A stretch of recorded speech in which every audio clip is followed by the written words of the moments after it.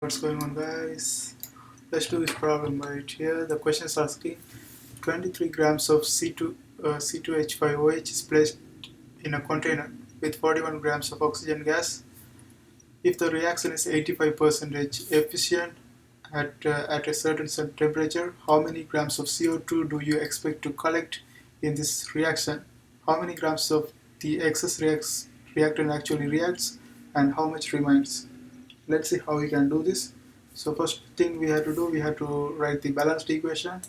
So here we have C2H5OH, C2H5OH, and this is a combustion reaction. So here we are going to have oxygen, and the other side we are going to have CO2 plus H2O. So in a combustion reaction, the first thing we balance is the carbon. So here in the other side we have two carbons right here, so we put 2 in front of this carbon. The second thing we try to balance is the hydrogen. If you look at the other side, we have 5 hydrogen right here, 6 hydrogen. So we have to put 3 in front of this hydrogen, and the last one is going to be the oxygen. So if you look at this side, we have 3 oxygen, 4 oxygen, 7 oxygen. Here we have 1. And if I put 3 right here, this is going to be 6 plus 1, 7 oxygen. So now this one is balanced. And the first question is asking how many grams of CO2 do you expect to collect in this reaction? To find that one, first of all, we have to find the limiting reactant. But yeah, we can find the limiting reactant. So let's take this one first. So let's find out, if we use this 23 grams of C2H5OH, how many grams of CO2 will be produced? So let's calculate this one. So 23 grams of C2H5OH over 1 and multiply by, now first I'm trying to calculate the mole of this one. To find that one, I have to divide this one by its molar mass, right? So molar mass of C2H5OH is 46.068 gram per mole. So gram in 1 mole. So 1 mole contains this many grams. Then what we have to do, we have to multiply by the molar ratio of CO2 and the C2H5OH. So whatever we are trying to find is going to be on top. So we are trying to find how many grams of CO2 is going to be produced. So it's going to be on top. 2 moles of CO2, and in the bottom we are going to have 1 mole. So this in front of it is 1.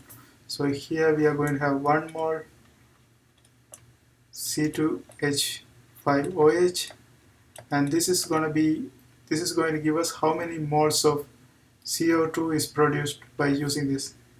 But we want to know the gram. To find the gram, we simply have to multiply. Since we have the mole of CO2, we have to multiply by the molar mass to get the mass. So let's find out what is the molar mass of CO2.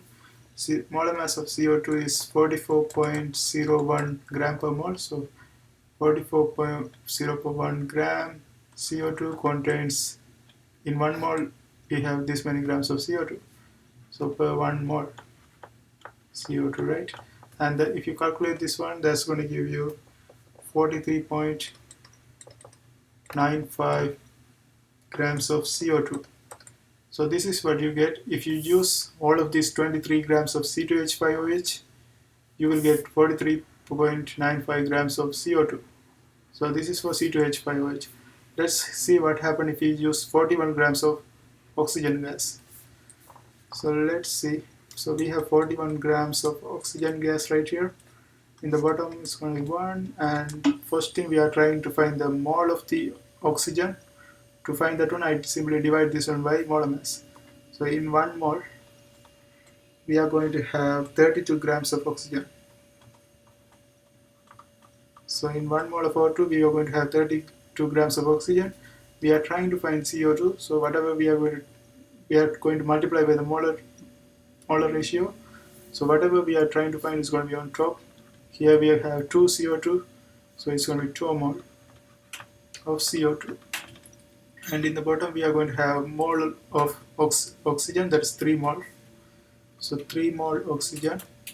and this is going to give you the mole of CO2 that is produced by using this oxygen. But we want to know the mass that is produced by using this amount, right? So to calculate this one, since we have the mole, we have to simply multiply this one by the molar mass of CO2. We know this molar mass of CO2 is 44.01, so we can simply multiply by that one. So this is going to be 44.01 grams CO2 in 1 mole of CO2. And if you calculate this one, you will get 37.59 grams of CO2. And if you notice for the first one, we have 43.95 grams of CO2 if you use all of these 23 grams of C2H5. If you use 41 grams of O2, you will get this one. So this is going to be the limiting reactor because this is going to finish first, right? So after we finish all this 41 gram, this is going to be left. So we can't have more than this amount of CO2 because we don't have enough O2 to produce more than this.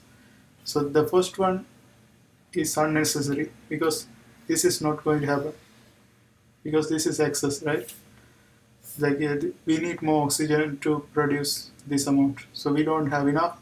So this is our limiting reactant, and this is the value of CO2 that's going to be produced. So we can say this is limiting reactant, and that's the answer for the first question, I think. So the first question is asking how many grams of CO2 do you expect to collect in this reaction. So this is the grams of CO2 we are going to collect, and this is the expectation. And the second one is asking how many grams of excess reactant actually reacts. So to find this one, what you have to do, we have to calculate the actual yield first. So we have, this is theoretical yield, right? This is what the maximum amount that can be produced, but we have to know actual yield. They are saying that is if the reaction is 85% efficient.